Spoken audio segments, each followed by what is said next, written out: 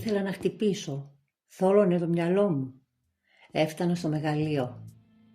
Αυτά τα λόγια δεν βγήκαν από σενάριο ταινίας. Τα είπε ο Κυριάκος Παπαχρόνης, ο δράκος της δράμας. Μέσα σε ένα παγωμένο γραφείο, με τα χέρια δεμένα, περιέγραψε τη Φρίκη σαν μια απλή καθημερινή ρουτίνα, χωρίς τύψεις, χωρίς μάσκα. Μόνο με ένα κινησμό που αφήνει μια μόνιμη σκιά στη σκηνή του εγκλήματος. Ετοιμαστείτε να βουτήξουμε μαζί στο σκοτάδι του δράκου. Την πρώτη μαχαιριά μου την κάρφωσα εγώ το μάτι, μετά στον άλλο δεν την έβλεπα. Προσπάθησα να απαλλαγώ, αλλά δεν μπορούσα, άλλο δεν τον έβλεπα όμως. Δεν πειράζει, ας είναι καλά και με χαροποιεί το γεγονός ότι τελικά έζησε. Αυτό με χαροποιεί ιδιαίτερα και αυτό με ενδιαφέρει. Για να ψηλαφίσεις στην αρχή του κακού, πρέπει να επιστρέψεις στα χρόνια της εφηβείας του. Σύμφωνα με τις μετέπειτα εξομολογήσεις του ίδιου του Κυριάκου Παπαχρόνη, η ρίζα της αρρωστημένης και βίαιης συμπεριφοράς του κρύβεται πίσω από τις πόρτες των οίκων ανοχής της Ξάνθης.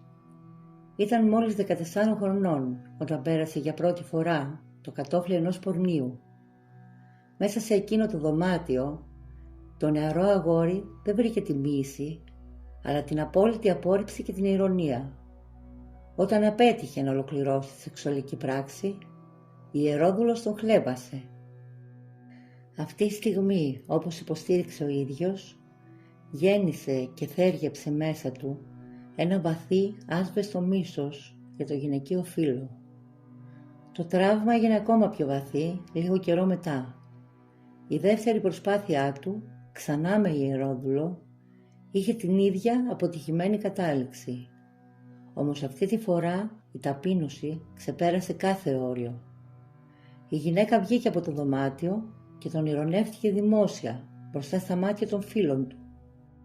Αυτό το διπλό, δημόσιο εξευτελιστικό χτύπημα ισοπαίδωσε τον αυτοσεβασμό του.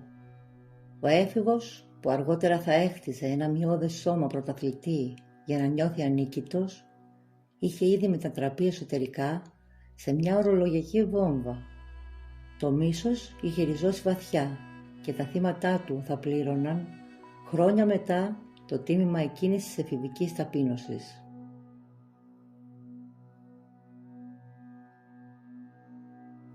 Πάμε όμως να δούμε ποιος ήταν αυτός ο άνθρωπος.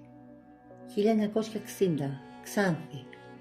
Σε μια τυπική οικογένεια της επαρχίας, οι Ερυφίλοι και ο Χαράλαμπος Παπαχρόνης φέρνουν στον κόσμο τον Κυριάκο. Μαζί με τα άλλα δυο του αδέρφια, μεγαλώνει μέσα στην καθημερινή βιοπάλη, δουλεύοντας στο οικογενειακό εστιατόριο καφενείο της πόλης. Όταν κλείνει πίσω του την πόρτα του γυμνασίου, αναζητά την τύχη του στην Αθήνα. Η πρωτεύουσα τον υποδέχεται στους ανώνυμους διαδρόμους ξενοδοχείων, όπου εργάζεται για ένα φεγγάρι. Όμως το πραγματικό πάθος του Παπαχρόνη κρύβεται στη σωματική διάπλαση και τη βία των ring. Σκληρός, πειθαρχημένος και με επιβλητικό παράστημα, πέφτει με τα μούτρα στον αθλητισμό. Η πυγμαχία και το καράτε γίνονται τα απόλυτα όπλα του. Σε 90 κιλά ανακηρύσσεται πρωταθλητής. Το σώμα του μετατρέπεται σε μια καλοκουρδισμένη φωνική μηχανή. Ένας άνθρωπος που έμαθε να επιβάλλεται με τις γροθιές του, κερδίζοντας τίτλους και χειροκροτήματα, χωρίς κανείς να υποψιάζεται ότι αυτή η δύναμη κρούσης σύντομα θα στρεφόταν εναντίον ανυπεράσπιστων γυναικών. Μετά την εφηβική ταπείνωση, ο Παπαχρόνης απομονώνεται πλήρως. Κλείνεται στον εαυτό του και αναζητά καταφύγιο στον πλασματικό κόσμο των πορνοτενιών της εποχής, τροφοδοτώντας έτσι τις ήδη διαστρεβλωμένες αιμονές του. Όταν ύστερα από μερικά χρόνια αποφασίζει να δοκιμάσει ξανά, η αποτυχία έρχεται και πάλι. Αυτή τη φορά είναι μοιραία. Το ψυχολογικό μπλοκάρισμα έχει μετατραπεί σε έναν ανίκητο δαίμονα. Η αντίστροφη μέτρηση για το πρώτο έγκλημα ξεκινά τη στιγμή που περνάει το κατόφλι της γραμμένης Θεοχαρίδου. Σύμφωνα με την ομολογία του, η απαξιωτική και ηρωνική συμπεριφορά της 46χρονης ιερόδουλης Λειτουργεί ως ο απόλυτος πυροκροτητής. Οι παλιές θαμμένες μνήμες του εξευτελισμού ξυπνούν ακαριέα. Το τυφλό μίσος για τις γυναίκες που σιγόβραζε μέσα του για χρόνια ξεσπάει σαν ηφαίστειο. Δεν πρόκειται πλέον για μια ερωτική απογοήτευση. Είναι η γέννηση μιας άγριας εκδικητικής μανίας. Ο Παπαχρόνης αποφασίζει να πάρει πίσω το χαμένο του ανδρισμό με το μαχαίρι, βάφοντας τα χέρια του με το πρώτο αίμα. Βασικά από μικρός μου είχε δημιουργηθεί ένα ανάλογο κόμπλεξ, πάλι με μια ιερόδουλη η οποία με κατηγόρησε ότι δεν έχω την δυνατότητα να κάνω έρωτα μαζί της, δεν είμαι κανονικός άντρας κτλ. Ήταν η περίπτωση της ιερόδουλης της δράμας. Με προσέβαλε λόγω του ότι επιχειρώντας να την επισκεφθώ σαν πελάτης, τον τρόπο που ξέρετε, αυτή τη στιγμή προχωρήσαμε στα λεμεστά και τα λοιπά, ισχυρίστηκε ότι δεν μπορούσε, μάλλον με εξώθησε να τελειώνω γρήγορα και τα λοιπά και άλλα είμαι φράδι και σκότωσες. Το ίδιο βράδυ μάλιστα. Για μένα ναι, έχει φλιγωθεί κάποτε, είχαμε πάει κάποτε σε μια πόνη, η οποία μαζί, πήγαμε μαζί, ναι, πήγαμε ειδικά μαζί, η οποία δεν ξέρω τι τον έκανε μέσα σε... κατά διανικά να πούμε, καθυστέρησε, ναι, έκανε μισή ώρα να πούμε. Όταν βγήκα απ' έξω μου λέει πάρ' το φρούς και πάνε πήδηξε το αυτή τη φάση. Και αυτή πάνε τη φάση... Το είπε η πόρνη. Ναι, η πόρνη. Κυριάκος... Ο Κυριάκος είπε να πούμε δεν θα πάει πολύ αυτή η σκηνή να πούμε αυτήν εδώ τη γυναίκα, γιατί με πρόσβαλε μέσα σε... ήταν και άλλα πρόσωπα. Τα οποία δεν φταίει αυτός καθόλου να πούμε, τον πρόσβαλε αυτή η γυναίκα.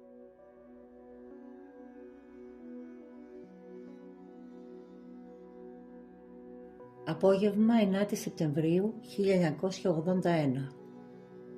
Ο 19χρονος πυγμάχος περνάει το κατόφλι ενός οίκου ανοχής στην κακόφημη περιοχή του προφήτη Ηλία. Ζητά τις υπηρεσίες μιας 46χρονης ιερόδουλης. Αυτό που θα έπρεπε να είναι μια απλή συνέβρεση μετατρέπεται γρήγορα σε πεδίο μάχης. Σύμφωνα με τους μετέπειτα ισχυρισμούς του ίδιου του δολοφόνου, η γυναίκα υποτιμά τη σεξουαλική του ικανότητα. Το πλήγμα στον εγωισμό του πρωταθλητή είναι αθανάσιμο. Ο Παπαχρόνης αποχωρεί, αλλά το μυαλό του έχει ήδη θολώσει από την οργή.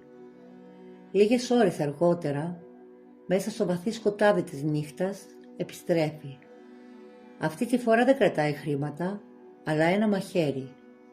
Με τυφλό μίσος και χωρίς δεύτερη σκέψη, κατακρεουργεί την άτυχη γυναίκα, αφήνοντάς την νεκρή μέσα σε μια λίμνη αίματος. Το πρώτο έγκλημα είναι γεγονός. Ο Δράκος έχει μόλις γεννηθεί και η Βόρεια Ελλάδα μπαίνει σε μια τρομακτική τροχιά αίματος. 20 Δεκεμβρίου 1981. Ερχόμουν στο σπίτι. Μόλις έστρεψα από εδώ από το μεθόδιο και προχώρησα. Εργάσαι στο δικητήριο καθαρίστρια. Καθαρίστρια. Άκουσα ένα θόρυβο. Είχα την ομπρέλα στα χέρια μου και σκέφτηκα πιένω. Ήταν η ψυχάλιζε και φυσούσε. Και άκουσα ένα θόρυβο. Γύρισα πίσω, λέω μάλλον ότι και έτρεχε, θα ρίξει πετούσε στον αέρα αυτός και έφευγε το σακάκι και έτσι. Πρέπει να φορούσε και πότες. Προχώρησα, δεν τον έδωσα σημασία. Και τραβήχτηκα στην άκρη να μην τον εμποδίσω. Αυτός πώς ήρθε και έπιασε το στόμα μου δεν κατάλαβα και κάνει το γάμες φώναξα. Γιατί ήταν δίπλα και μια γνωστή μου. Φώναζα Φανή, αλλά δεν μπορούσα. Έκανα αυτό. Λέω πάει, λέω με έπνιξε, λέω. Και όσο αντοχή είχα φώναξα. Για να με πάρουν είδηση η γειτονιά. Λέει αυτός τότε έβρισε το Χριστό στην Παναγία στη φωνάζει και με χτύπησε εδώ ακριβώς. Εκείνη την ώρα εγώ ταράχτηκα. Και πως έπεσα δεν κατάλαβα. Τι σας χτύπησε? Αυτός είπε με χτύπησε με τη λαβή με το μεγάλο το μαχαίρι. Με τα πολλά έπεσα εγώ. Πως έπεσα φαίνεται ανάσκυλα έπεσα και αυτός πήγε σκουπίστηκε, ήταν αιματωμένος φαίνεται και εγώ μαζεύτηκα επάνω να μην με πειράξει. Αυτός όμως γύριζε και με χτυπούσε γιατί ήμουν και εδώ χτυπημένη. Από πίσω σε σημεία που να με σκοτώσει εδώ. Πόσα σημεία? 9 αυτά η χαραψίματα. στο κεφάλι και φαίνει.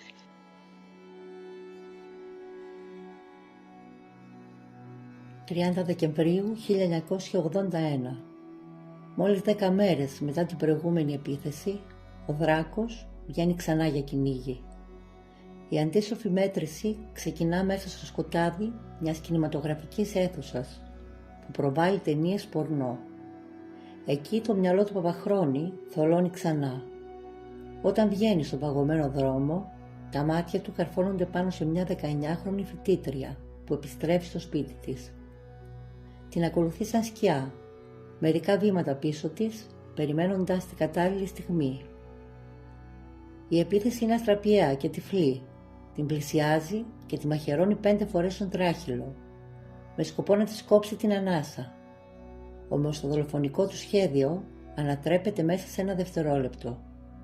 Στην εξώπορτα του σπιτιού περιμένει ο πατέρας της κοπέλας. Αντικρίζοντας το μακελιό, ο πατέρας αντιδρά αμέσως. Ο Παπαχρόνης πανικοβάλλεται. Για ακόμα μια φορά, το γεγονός ότι έγινε αντιληπτός τον κάνει να χάσει τη ψυχραιμία του. Εξαφανίζεται μέσα στις σκιές της νύχτας, αφήνοντας πίσω του ένα αιμόφρυκτο κορίτσι να δίνει μάχη για τη ζωή του. Ο Παπαχρόνης εμφανίστηκε ξαφνικά πίσω μου, βρίσκε το στόμα και με έκτισε απότομα κάτω. Προσπάθησε να με βιάσει. Εκείνη τη στιγμή όμως πέρασε μια παρέα από δίπλα και έβγαλε το μαχαίρι, μου το έβαλε στο λαιμό και με απείλησε ότι αν φωνάξω βοήθεια θα μου σκοτώσει. Φυσικά δεν φώναξα, τα παιδιά απομακρύνθηκαν και από εκεί και μετά ηρέμησα.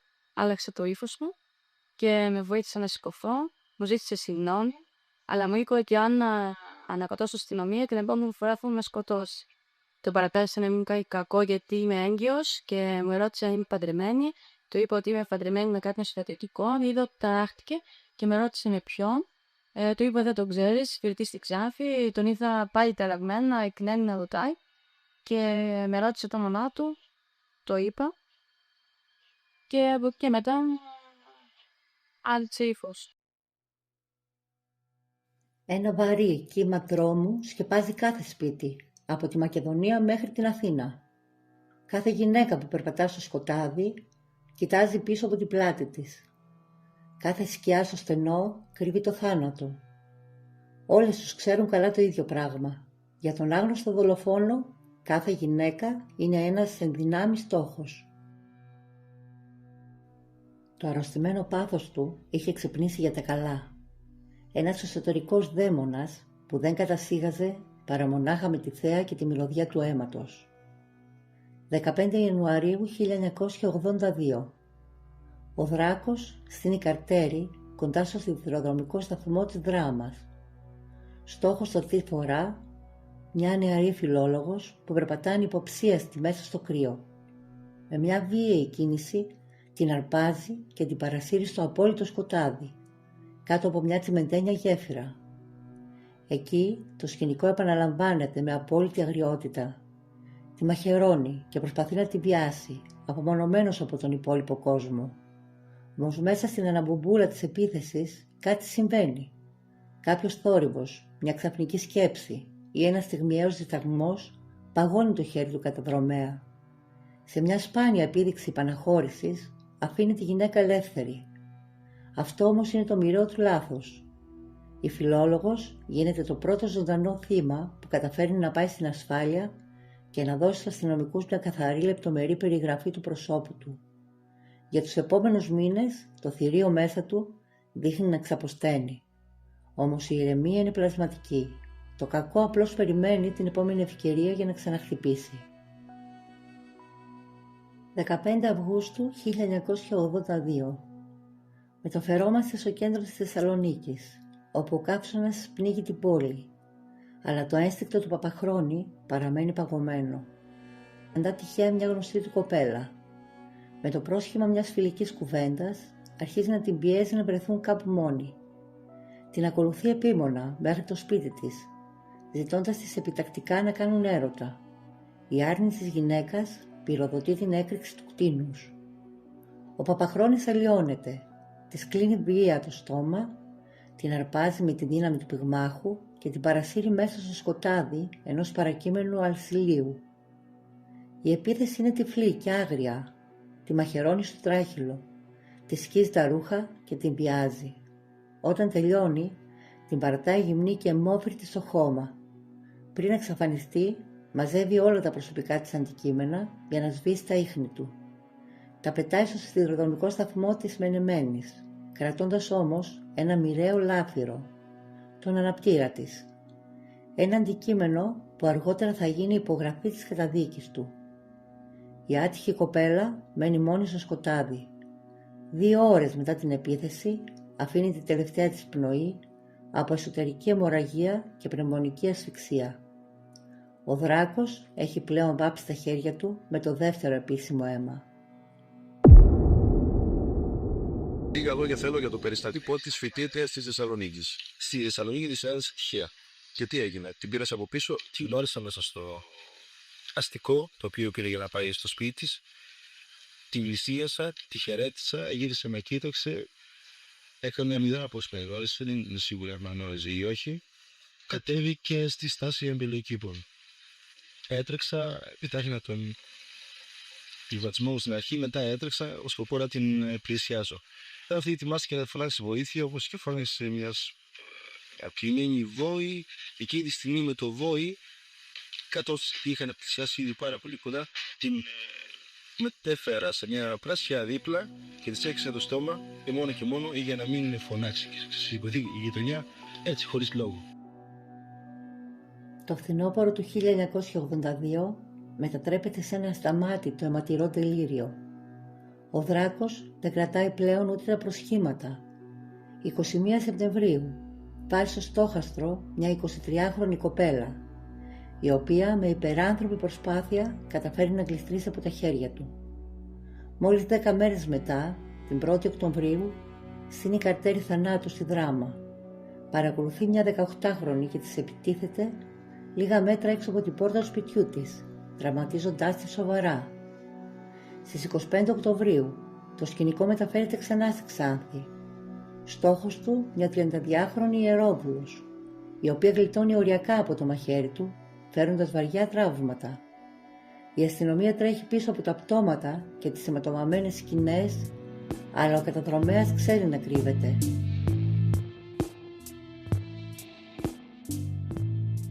Τη συγκλονιστική συνέχεια αυτής της υπόθεσης θα την δείτε στο δεύτερο μέρος του καναλιού μας «Σκιές εγκλήματος». Σας περιμένουμε.